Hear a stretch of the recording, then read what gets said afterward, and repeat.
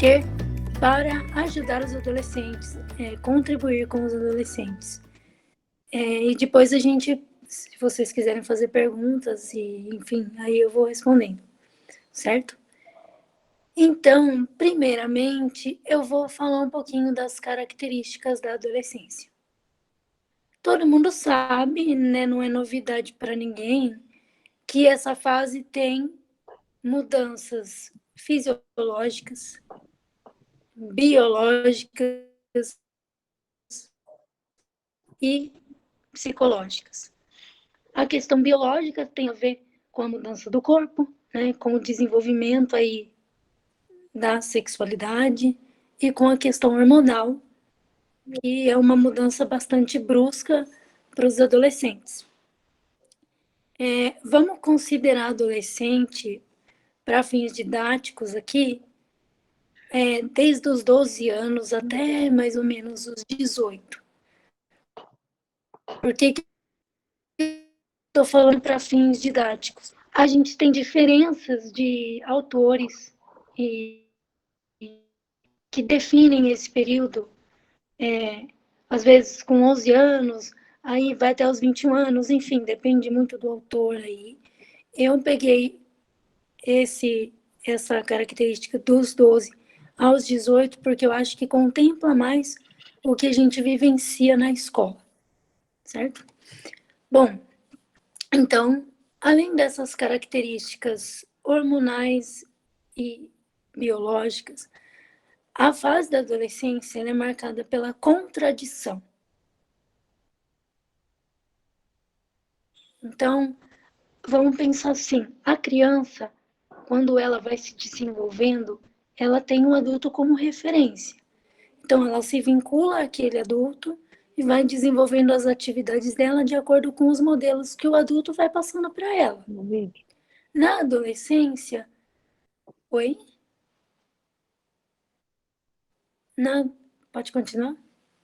Na adolescência, essa questão muda. O adolescente se desloca do modelo que ele recebe do adulto e ele vai buscar um modelo de referência nos pares, para a construção da identidade dele. Então, é como se ele... o que o adulto fala já não faz tanto sentido para ele como o que os pares fazem e falam. O adolescente se guia muito por isso. Ao mesmo tempo, quando ele se vincula a um adulto que o compreende, um adulto que ele se sente acolhido, ele se vincula como se esse adulto fosse um par dele, né? É dessa forma que o adolescente, então, vai constituindo a sua identidade. Nós também temos uma característica que é a volta do egocentrismo. Quando a criança tem por volta de 3, 4 anos, ela é egocêntrica. O mundo gira em torno dela. Tudo é para ela, existe disputa, então tudo ela quer que seja para ela.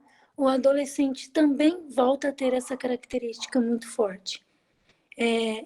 Ele tem o desejo, assim, de ser o centro das atenções, de ter as atenções voltadas para ele, de ter as suas vontades satisfeitas, e às vezes, quando não, reagem de maneira assim, com fúria, muito choro, né? A gente vai se aprofundar aí daqui a pouquinho. Outra característica que a gente encontra é a oposição às regras. Muitos adolescentes, quando estão na fase de construção da identidade, se opõem a regras. Um exemplo muito comum que eu via nas escolas, eu vi que a Berta está aí, né? Tira o boné, fulano. Daqui 5 minutos o cidadão estava com o boné. Ou seja, esse desejo de transpor a regra. Né? Outra característica que a gente tem é a mudança de percepção de mundo. Então, a criança percebe de uma forma, o adolescente começa a perceber de outra maneira o mundo que os cerca. Muitas vezes, os adolescentes percebem o mundo todo errado. Então, assim, parece que eles estão sendo vítimas de injustiças, de ninguém me entende, de ninguém me compreende. Então, assim, é uma percepção de mundo, né, em que ele é a parte central desse mundo. Outra característica é a probabilidade de comportamentos de contravenção. Então, em adolescentes que a gente percebe que o meio social em que ele vive não é muito protetivo, existe uma grande probabilidade desse adolescente ser contraventor. Não só no sentido de furtos, mas enfim, a gente percebe aí envolvimento com situações de risco, abuso de substância psicoativa, a questão do álcool. Então, se a gente tem um ambiente social que não é muito favorável no sentido de proteção, a gente pode ter o adolescente vivenciando essas questões. Haja visto que muitos adolescentes que eu atendia na escola, né, que eu estou no CRAS Nova Vinhedo, então, muitos adolescentes que eu atendia lá no Jair Mendes, que a gente já percebia que as famílias não tinham aquele estilo protetivo. Esses adolescentes hoje que já estão mais jovens, mais adultos, cumprem às vezes medida socioeducativa, às vezes estão evadidos da escola. Então, a gente vê muito esses adolescentes com esse comportamento. Quando eu falo, não são todos, existem probabilidades, certo? Porque o ser humano, ele não é exato. Então, a gente sempre tem que pensar nisso, não existe uma exatidão. Outra característica que a gente tem é que, assim, às vezes tem adolescente que, quando ele era criança, ele é super falante, alegre, despojado. Quando ele começa a entrar na adolescência, ele fica introspectivo. E o contrário também é real. Né? Às vezes a criança é mais tímida e quando fica adolescente vira mais popular. Então existe essa oposição de comportamento muitas vezes. Tem adolescentes também que a gente percebe que são tão introspectivos que eles acreditam assim que eles vão resolver os problemas deles dentro do quarto deles. Então, é como se o quarto virasse o mundo interno dos adolescentes e lá eles ficam tentando resolver todos os problemas e acreditando que nós adultos que estamos fora do quarto estamos entendendo o que ele está sentindo, o que ele está pensando. Outra característica que a gente tem, e aí a gente faz um link com a pandemia, são os momentos de tédio e solidão. Nesse momento de isolamento social que nós vivemos, todos nós experimentamos em algum momento, em maior ou menor intensidade, essa questão da solidão. Para o adolescente, isso já é bastante intenso. Então, é muito provável que eles tenham experimentado o sentimento de solidão com muita intensidade. Nós estamos vendo até países como a Inglaterra, a Espanha, tentando estudar já os efeitos da solidão em relação à pandemia, certo? Em nós, seres humanos, porque nós vivemos um contexto diferente, nós nunca tínhamos vivido a pandemia. Então, foi um momento de privação, especialmente de relações sociais, que é essencial para o ser humano e muito mais essencial para o adolescente. É muito importante a gente pensar, e eu fiz aqui uma reflexão, que a fase da adolescência está começando cada vez mais cedo e a gente precisa tomar cuidado, porque a gente está tendo uma cultura da adultização. A gente tem muita literatura sobre a infância, mas a gente vê as crianças já entrando no mundo do adulto cada vez mais cedo. Elas têm que aprender a dançar, é legal ter balada no aniversário, então, maquiagem. Então, a gente está levando o adolescente cada vez mais cedo a ser adolescente, por conta dos estímulos externos que as crianças estão vivendo. Então, às vezes, a gente vê criança de 9 anos com comportamento adolescente, né? Bom, outra característica é a importância que eles dão à autoimagem. E aí que eu começo a fazer um link com a internet. O que é a autoimagem? É a percepção que eu tenho de mim mesmo. Só que a percepção que eu tenho de mim mesmo, ela não vem do nada. Ela é construída. Como que ela é construída? Nas relações sociais. Hoje, os adolescentes constroem as suas relações sociais muito pela internet. É super comum a gente estar atendendo um adolescente, seja no consultório ou seja no CRAS, e ele fala assim para você: espera aí que eu vou pegar meu celular para eu te mostrar o que aconteceu. Então, assim, para ele descrever um fato da vida dele, esse fato está no celular. São conversas, são diálogos, são adolescentes que bloqueiam ele, não querem mais conversar com ele. Enfim, então, hoje a autoimagem de muita gente adulta também, mas aqui nós estamos focando na adolescência. A autoimagem, ela é muito ligada à internet. E o perigo da exposição exagerada à internet é porque um dia um monte de gente te dá like, outro dia as mesmas pessoas que deram like para você não dão. E aí a sua autoimagem fica oscilando. Tem hora que ela está lá em cima, tem hora que ela está lá embaixo, né? Então, autoimagem é diferente de autoestima, tá? Depois vou conversar um pouquinho de autoestima com vocês. Então, assim, a gente precisa tomar muito cuidado, certo? Além da internet, que tem essa questão que pode afetar a autoimagem, hoje a gente tem uma indústria também da beleza que dita os padrões corporais que a gente tem que ter. A internet está nisso, os meios de comunicação estão nisso.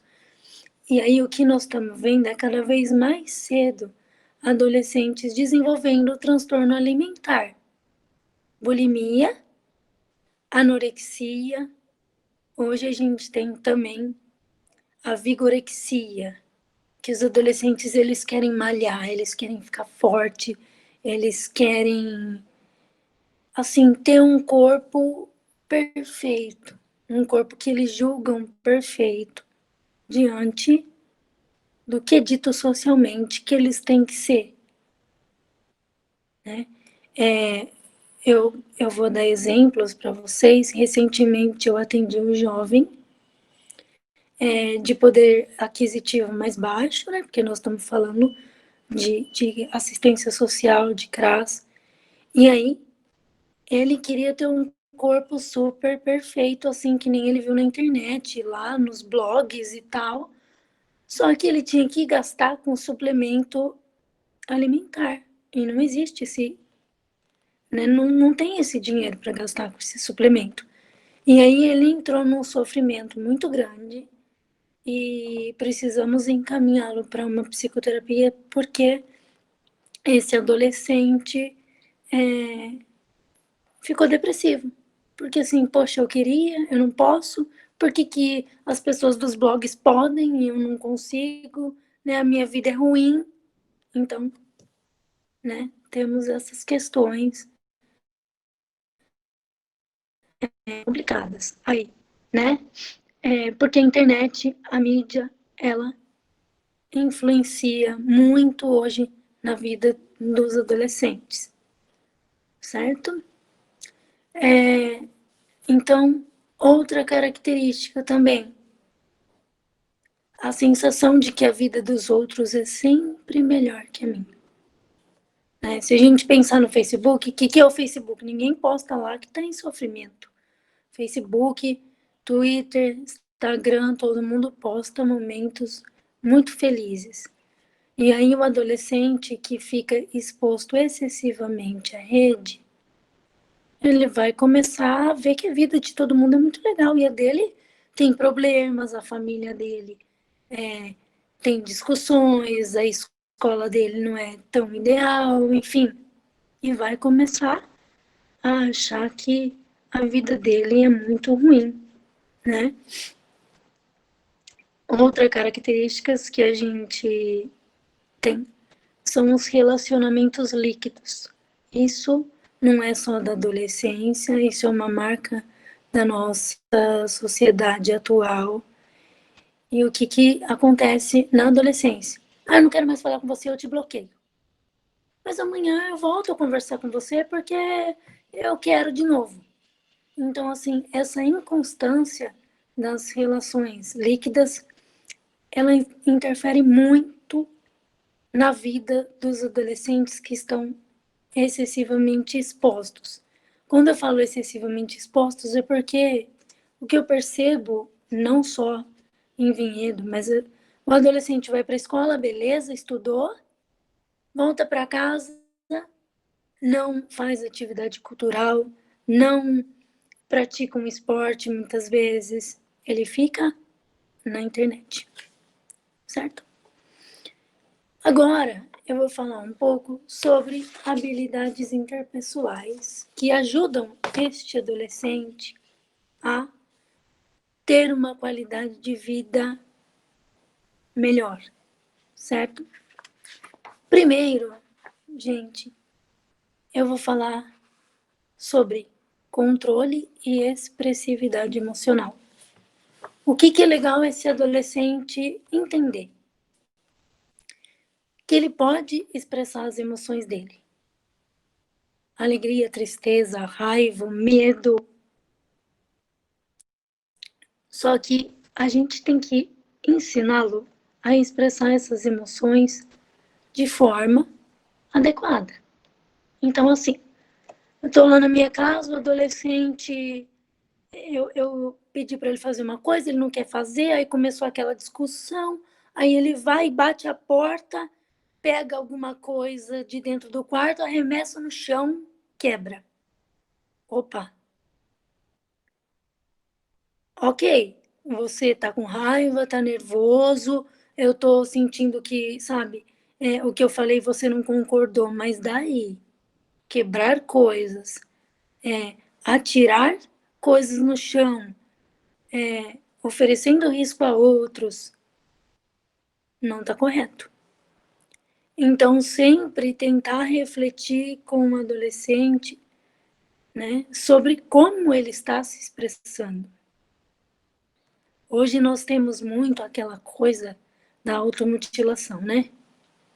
Então, assim, o adolescente não sabe como que ele expressa determinada emoção, ele vai lá, se corta. Né? Me lembro, em uma das escolas da rede, que todo um sétimo ano, quando eu estava atendendo, um sétimo ano inteirinho, as meninas estavam com problema de se cortar. Porque uma foi contando para outra que isso tinha um efeito interessante e se cortavam, né? Vivi um exemplo no Jair que uma das meninas me definiu assim, que se cortar era como se ela estivesse comendo um chocolate, porque aquilo dava prazer a ela. Então era tão gostoso sentir alguma coisa, não saber expressar e lá se cortar, porque parecia que estava comendo um doce, né? Então era uma coisa muito boa. E aí você tem que refletir com o adolescente que o que ele está fazendo, ele não está se expressando, ele está se machucando. Por que ele tem a necessidade de se machucar? Então, assim, a gente sempre tem que trazê-lo para refletir sobre como que ele está se expressando emocionalmente. Né? Além disso, não é só quando o adolescente tem problemas emocionais que a gente pode ensiná-lo a expressar seus sentimentos. De repente, se eu faço uma assembleia de classe, eu estou oferecendo um modelo para esse adolescente de como que ele pode se expressar em relação às coisas que ele sente da escola. Quando um orientador conversa com um adolescente, por exemplo, sei lá, ele teve um comportamento que ele foi chamado lá na direção. A maneira como o coordenador conversa com o adolescente pode fazer com que ele expresse as suas emoções mais adequadas, sabe? Então, assim, nós adultos vamos sempre ter que ou fazer o papel de refletir com o adolescente sobre a forma como ele está se expressando, ou ser o modelo de como ele pode se expressar. A outra característica que eu selecionei é a empatia, certo? A empatia é a capacidade que a gente tem de se colocar no lugar do adolescente, porque vamos lembrar, ele está egocêntrico, então ele pensa nele, ele não pensa no outro. E aí a gente está vivendo esse problema muito recorrente, que alguns falam, ah, mas na minha época isso daí era normal, que é o bullying. A gente vê adolescentes agredindo, tirando sarro de outros com uma enorme facilidade e sendo apoiado por outros. Tem muitos estudos que dizem que o bullying ele vai se perpetuando porque não existe indignação. E por que não existe indignação? Porque não tem empatia. Então, tá todo mundo rindo do meu colega lá que o cara zoou, eu vou rir também. Né? Vou dar risada, vou tirar sarro, porque é super legal isso. Então, não existe empatia. E a gente tem que fazer sempre exercício de que o adolescente se coloque no lugar do outro. Na verdade, a gente tem que começar lá na educação infantil, pensando nisso e incrementando isso na adolescência. Né? Tem muitos estudos que estão sendo desenvolvidos especialmente pela Unicamp e pela Unesp, que eles estão criando grupos de equipes de ajuda dentro das escolas. Então, são adolescentes que se disponibilizam a serem ajudadores. Então, eles vão ajudar os pares. É justamente porque o adolescente confia muito nos pares, então existe muitas escolas implantando esses sistemas, existem até manuais que dizem como que a gente pode implantar um sistema de equipe de ajuda nas escolas. É bem legal porque a gente trabalha a empatia deles e também a gente soluciona diversas questões aí de relações interpessoais que eles vivem. Né? Uma coisa que funciona também.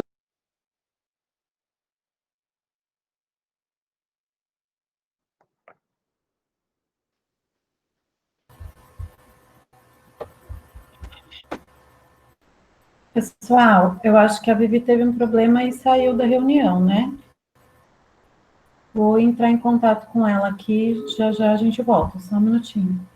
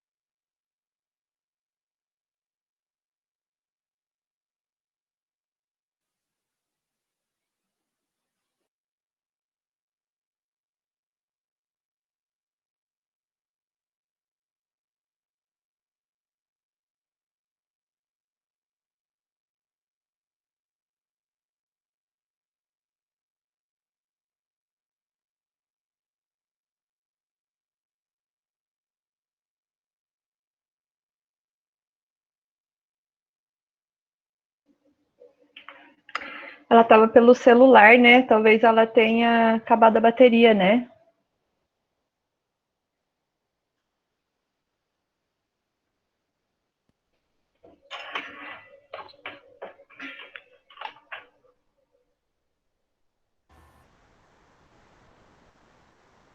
Carol, a gente está tentando entrar em contato com ela aqui. Mais um momentinho, por favor, gente. E já já eu vou liberar o link de presença para vocês, tá? Só mais um minutinho. Ela voltou. Ah, não, ela saiu de novo. Mas estava bem legal o tema, né? Coisas que a gente precisa prestar mais atenção, né? Nos nossos alunos, nos nossos filhos. Às vezes são coisas tão simples que a gente não presta atenção, né? E uma coisa que me tocou muito foi quando ela disse que se a gente se tornar um adulto de referência para eles, eles vão considerar a gente como par, né? Os pares deles. Então, eu acho que é uma coisa que a gente tem que pensar. Às vezes a gente entra numa situação de muito julgamento, né? De ficar falando muito sobre a ação deles. A Vivi voltou. O microfone está desligado, Vivi.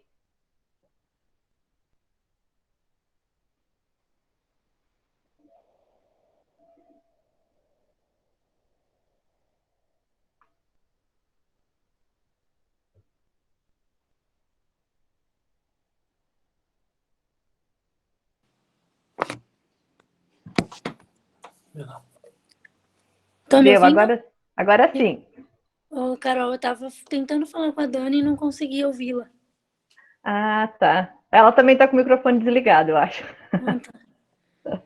Desculpa, assim, onde é que vocês pararam de ouvir? Porque, como eu estou sem o programa de voz ativo para poder falar, eu não sei. Você estava falando, Vi, das equipes de ajuda, do Ah, trabalho das equipes de ajuda. tá bom. Desculpa aí, gente, é que às vezes a internet cai. Vamos voltar. Então, o trabalho das equipes de ajuda que está sendo desenvolvido em muitas escolas, ele favorece a construção da empatia pelos adolescentes, não só quem está ajudando, mas quem recebe a ajuda, e minimiza muitos conflitos que acontecem dentro da escola, justamente porque o adolescente ele está sendo ajudado, apoiado por um par, que é o que a gente falou no começo aí da live, que o adolescente ele confia muito nos pares. Então, é onde ele recebe essa ajuda, né, pelos pares e se soluciona muitos problemas escolares aí de relação interpessoal, né? Então, vale a pena, assim, depois vocês procurarem no GPEM, que é o grupo de pesquisas em educação moral lá da Unicamp, eles têm bastante material sobre as equipes de ajuda, certo? A outra habilidade interpessoal que eu selecionei para falar é uma habilidade, assim, que eu acho que a gente não precisa dela só na adolescência, a gente precisa desenvolvê-la ao longo da vida, que é a assertividade. Muito difícil. A assertividade nada mais é do que eu falar o que eu penso sem machucar os outros. Então, é difícil isso para o adolescente, porque muitas vezes ele fala com raiva, com desdém, com deboche, machuca, né? E às vezes muitos adultos também não desenvolveram ainda essa habilidade. Ela requer treino, requer pessoas que tenham esse modelo, né? Então, neste momento aqui para o adolescente, o coordenador, o educador, o professor, o orientador educacional são modelos eficazes para ajudá-lo a ser cada vez mais assertivo. Eu não vou ser assertiva do nada, eu vou ter que desenvolver. Então, muitos de nós vamos ter que passar pela submissão, né? Que é às vezes pensar o que eu quero falar, mas eu não falo. Pela agressividade, que é falar às vezes com muito deboche, com muito desdém, assim, até eu chegando na assertividade, certo? Selecionei também algumas características individuais que eu acho que são fundamentais para o bom desenvolvimento do adolescente. Que é a autoaceitação. O que é autoaceitação? Então, a gente falou de autoimagem, que é a imagem que eu faço de mim mesmo. Autoestima, que é eu gostar de mim mesmo. Só que aí a gente tem alguns problemas, sabe? Muitos estudos começaram a apontar que gente com excesso de autoestima prejudicava os outros. Então, assim, eu gosto tanto, tanto, tanto de mim, minha opinião vale tanto, tanto a pena, que a opinião do outro não tem importância. Então, hoje o que a gente tem trabalhado é a autoaceitação. O que é? Eu entender que eu não tenho só qualidades. Que tem dia que eu não vou gostar de mim. Que tem defeitos meus que eu posso mudar, tem defeitos meus que vão permanecer comigo. Isso é autoaceitação. Quando eu trabalho a autoaceitação minha, eu consigo aceitar os outros. Então, essa é a diferença de autoestima, né, e de autoaceitação. A autoaceitação inclui que o ser humano tem defeitos, que o ser humano não tem só qualidades. E que, portanto, alguns defeitos eu vou precisar melhorar. Porque pensa, se eu só trabalho a autoestima, e se eu tô com uma autoestima elevadíssima, para que eu vou precisar olhar para defeito? Eu nem tenho. Então, a autoaceitação é algo muito importante, a gente percebe que é algo bem importante nos dias atuais. E outra qualidade que eu selecionei para falar para vocês, né, outra característica individual, é a resiliência. A gente fala um monte de resiliência, né? Mas, na verdade, o que é resiliência? Ele é um conceito que vem da física. Então, vamos pensar numa mola. Eu comprimo uma mola, aperto, aperto, aperto. A hora que eu solto, ela volta ao seu estado normal. Então, é isso que a gente pode ajudar a desenvolver nos adolescentes, que é, eu posso ter dificuldades. Porém, depois que eu passar pela dificuldade, posso até fazer um tratamento, eu posso ir para psicoterapia, eu posso, enfim, ter medidas de trabalhar essa dificuldade. Depois que eu trabalhar essa dificuldade, eu sou capaz de superá-la e aprender com esta dificuldade e voltar a um estado, entre aspas, normal, né? Então, foram essas as habilidades interpessoais e individuais que eu selecionei. Por que que a resiliência é importante? A gente vê muitas vezes uma coisa muito determinista assim, ó. Ah, lá em casa, meus pais não me deram atenção, eu não recebi amor, não recebi afeto, então vou jogar toda essa minha ira, esse meu desencantamento com a vida, vou jogar no mundo, entendeu? Então, eu posso te tratar mal, eu posso te fazer sofrer, porque eu sofri, né? Então, assim, a resiliência, ela vem mostrar que não precisa ser bem assim, né?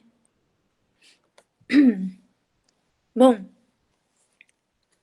como é que a gente trabalha tudo isso enquanto escola, né? Porque é muita coisa. Então, assim, o que eu penso até em relação à pandemia, né? Nós vamos ter que ter um momento de acolher esses adolescentes. Acolher, não precisa fazer um show, uma coisa assim, faraônica. Acolher é no primeiro dia de aula ou até no segundo, vamos conversar. Como que foi para vocês vivenciarem esse período de pandemia? O que vocês sentiam? E até a gente se colocar. Olha, teve um momento que para mim também foi desesperador. Olha, para mim teve momentos que eu me entristeci também, fiquei com medo. Então, assim, ter momentos de conversa com esse adolescente, com esses adolescentes, é algo muito importante. Ele sentir que o outro também vivenciou coisas que ele vivenciou, é legal para ele. Então, a escola precisa ser acolhedora quando a gente voltar, né, dessa situação que a gente viveu de pandemia. Além disso, eu acho que quanto mais a escola puder falar sobre temas que interessam o adolescente, então, sexualidade. E aí, gente, alguém perguntou para mim de material que fala, né, sobre mudanças de corpo. A gente tem bastante coisa, referência nesse sentido, na própria Secretaria Nacional de Saúde, na USP também. Então, assim, existe bastante material que a gente pode trabalhar com uma sexualidade, mostrando as transformações do corpo, mas eu penso que mais importante do que falar, seu corpo é assim, né? Existem sentimentos aí que a gente precisa conversar com eles. Não precisa ser só o psicólogo, o professor também pode, o diretor também pode, enfim, né? Além da sexualidade, drogas, bullying, né? A vaidade, o amor, a amizade. Eu lembro que lá no Jair eu entrava nas salas muitas vezes e conversava com eles sobre esses temas, nas aulas mesmo, com os professores ali, a gente conversava sobre muitos assuntos, surgia assunto de saúde mental, surgia assunto de família, de fracasso escolar. Então, assim, quando você dá voz ao adolescente, ele fala de si, ele se expressa, ele consegue comunicar o que ele está sentindo, né?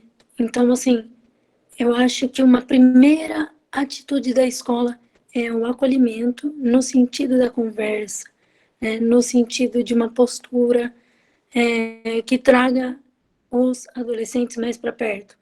Não é fácil, vai ter sempre alguém que não vai vir, que vai continuar redil. Temos, né? Porque a escola pode fazer muita coisa, mas a escola não pode fazer tudo. Tem coisa que o adolescente vive lá no ambiente da casa dele. E por mais que a escola tente, ela tem que tentar, porque é o papel dela, mas assim, ter essa visão mega utópica de que a escola vai mudar tudo, né? A gente precisa tomar cuidado. A escola está num papel preventivo, né? Então, assim, quando a coisa já está instalada, talvez não seja mais ela, né? Talvez seja um encaminhamento para um profissional, talvez seja um encaminhamento para a saúde, enfim, né? Então, a gente tem que ver a escola como espaço preventivo. E os espaços preventivos são os mais difíceis da gente trabalhar, né? Eu estou no CRAS também, é espaço preventivo, são os mais difíceis, porque às vezes as pessoas não aceitam o que a gente propõe, né? Tem dificuldade de entender o que é proposto, acha que não é necessário para ela. Então, enfim, vivemos este problema porque estamos em uma sociedade que não previne, que gosta de tratar quando as coisas já estão num nível muito complicado, certo? Outra coisa que a escola pode fazer é envolver o adolescente em atividade que o desvincule da internet. Teve alguém também que fez essa pergunta. Como é que eu faço isso? Não é fácil, mas eu tenho que ter mais interação social pelo contato pessoal, não virtual. Então, assim, jogos dentro da escola, gincana, aquele show de talentos, momentos em que as famílias vão na escola para conviver umas com as outras, são fatores que podem desvinculá-lo, né, do excesso à internet. Além do que eu penso, né, que a gente precisa ficar atento aí às políticas públicas voltadas para o adolescente. Geralmente as pessoas pensam na política pública assim, ó, primeiro emprego, jovem aprendiz. Mas e o adolescente menor? Para onde ele vai? O que ele tem no município que ele pode frequentar para ele não ficar ocioso, para ele não ficar só na internet, para ele não ir para o mundo de drogas, que é muito o que a assistência social traz, que é assim, o que o território tem de positivo, né, para o adolescente. Porque a escola faz parte do território. E aí é quando eu falo que ela não dá conta de tudo, o território também precisa ajudá-la, certo? Então, o que eu tenho no território que o adolescente pode participar?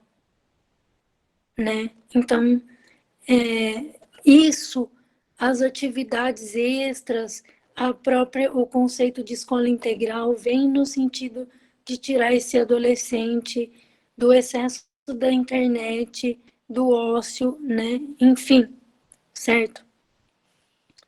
Um trabalho também que a escola pode fazer no sentido de desenvolver habilidades sociais e de favorecer convívio, fortalecer vínculo, né? Já diz o nome aí do grupo, do projeto das meninas, trabalho com inversão de papéis. Então, vamos se colocar no lugar do outro? Vamos sentir o que o outro está sentindo, né? Outra coisa que ajuda muito em relação a desenvolver relações interpessoais sadias, os jogos cooperativos. Então, aí, né, os professores de educação física podem estimular essa questão do cooperar. Eles gostam muito do competir, só que, às vezes, a gente vai precisar inverter essa lógica e buscar a cooperação, né?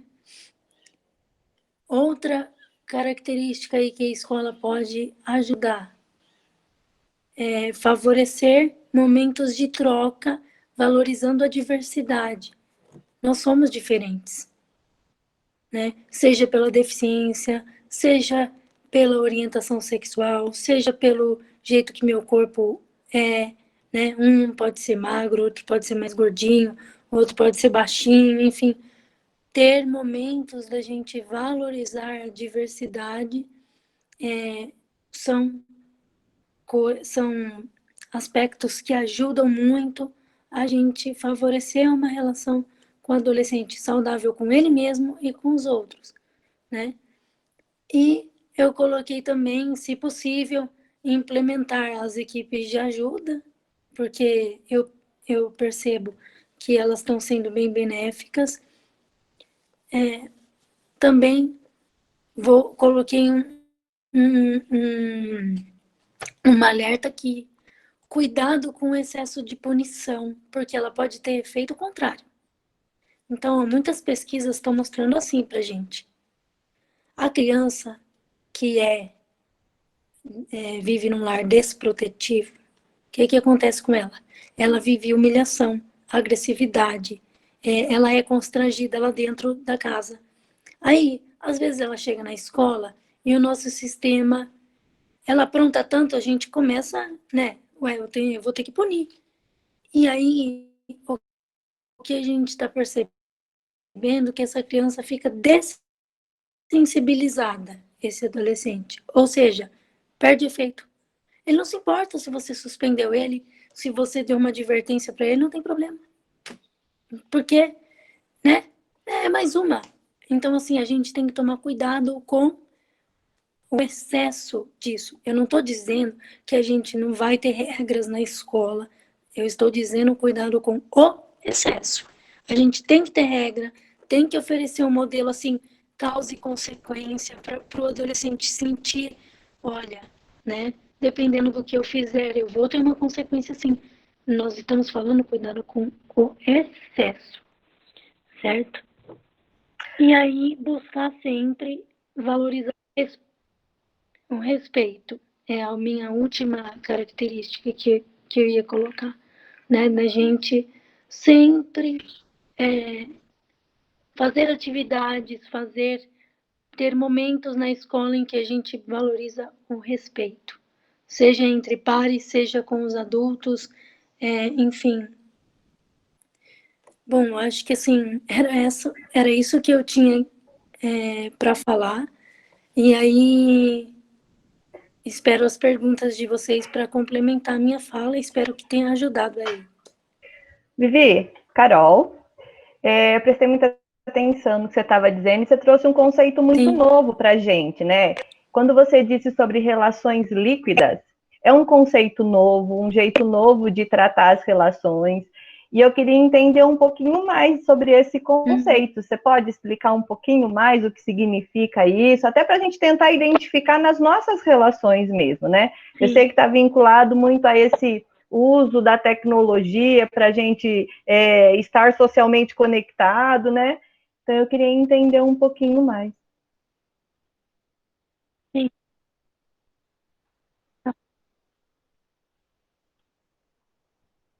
Sim.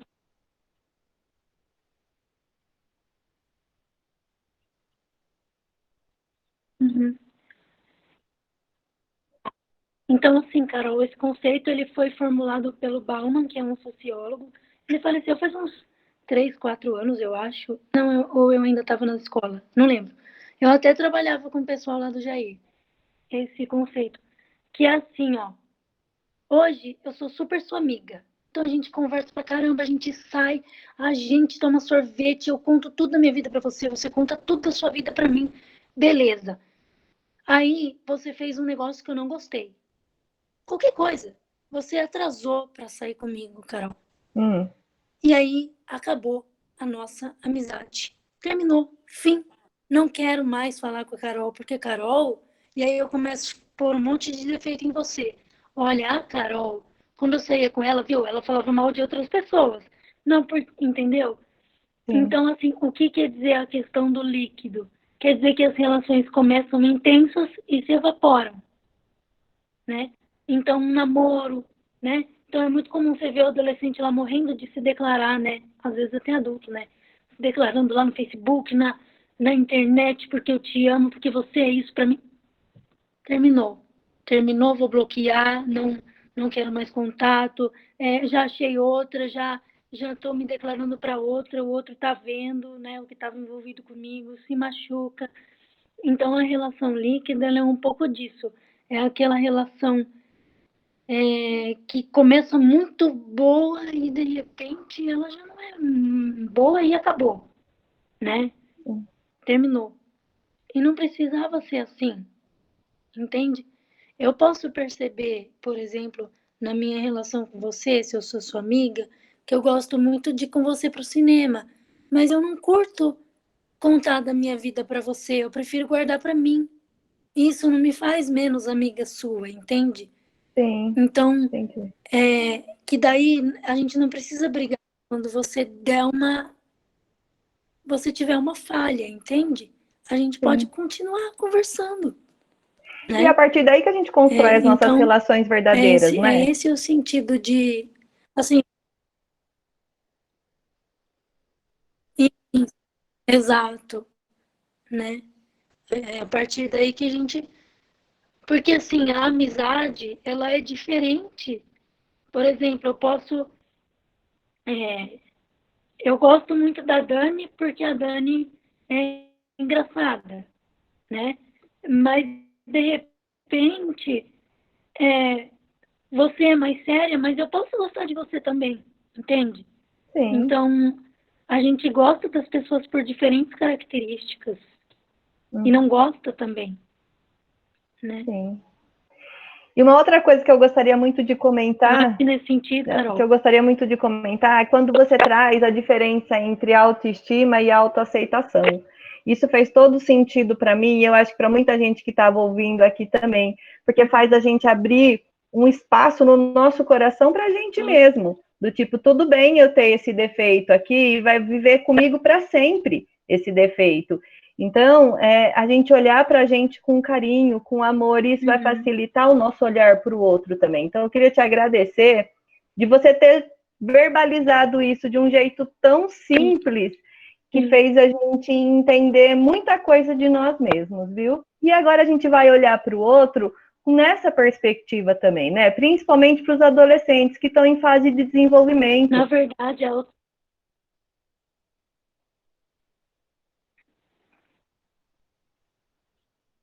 sim, sim.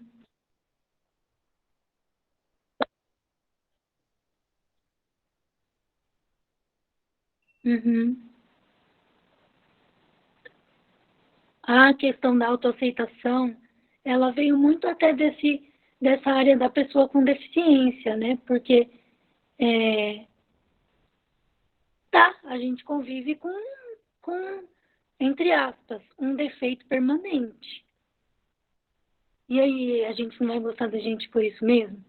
Então, a psicologia, ela foi emprestando esse conceito, sabe?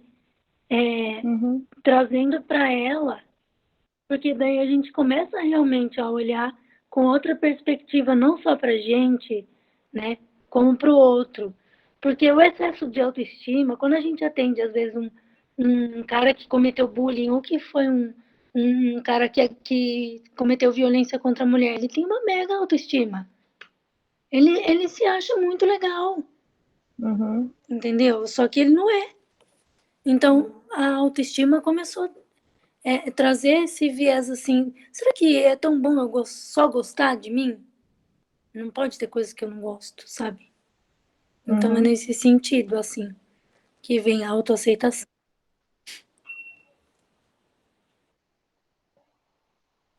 Alguém mais, gente, quer comentar alguma coisa, quer falar?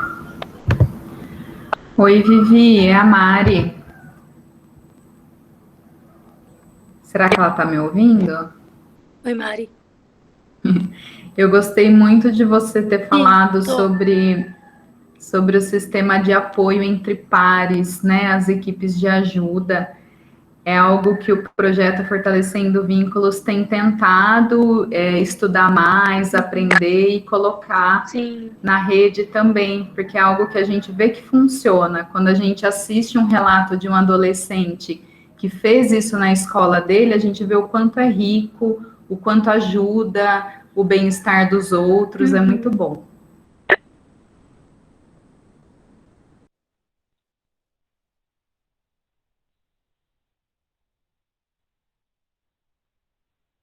Sim. E sempre pensando, Mari, nesse lugar que a escola ocupa, que é no preventivo, né? Porque às vezes impõe algo para a escola muito grandioso. E a escola, ela está, né, num papel preventivo. Então, ela não vai tratar, ela não vai ser a saúde, ela tem um papel de prevenção, né?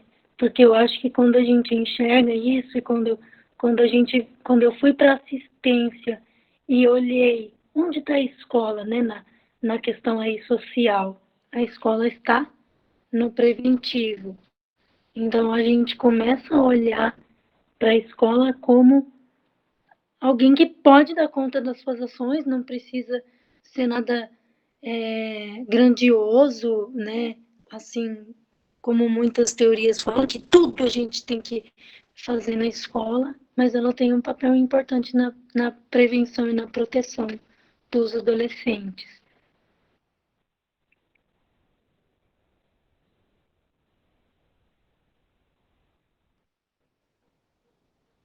Bom, Vivi, as pessoas aqui no chat estão agradecendo, estão dizendo que foi muito bom a gente ter essa conversa, que ajudou até nas relações com o filho em casa, que trouxe esclarecimento de alguns conceitos que a gente não tinha muito claro do que significava.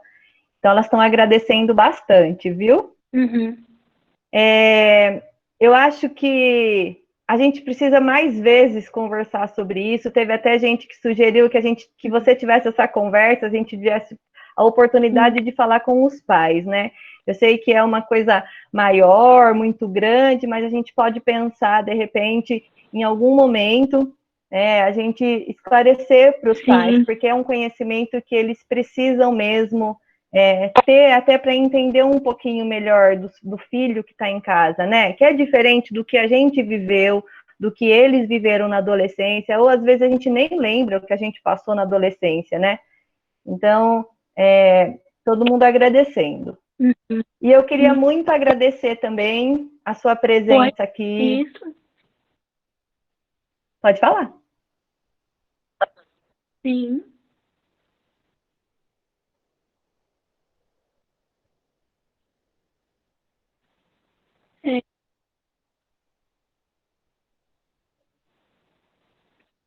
Eu também, assim, agradeço muito. Para mim é sempre um prazer, assim, estar com a educação, porque eu estou entre amigos, na verdade, né? Eu acho que foi um trabalho muito, muito rico quando eu estive aí com vocês, né? E eu acho que estando lá na assistência, eu me coloco à disposição, porque eu estou também no sistema preventivo. Então, eu acho que se a gente conseguir, né, futuramente unir as coisas, sabe? Trabalhar em parceria. Eu super me coloco à disposição, né, da equipe Fortalecendo Vínculos e da educação mesmo. Assim. Muito obrigada, viu, Vivi?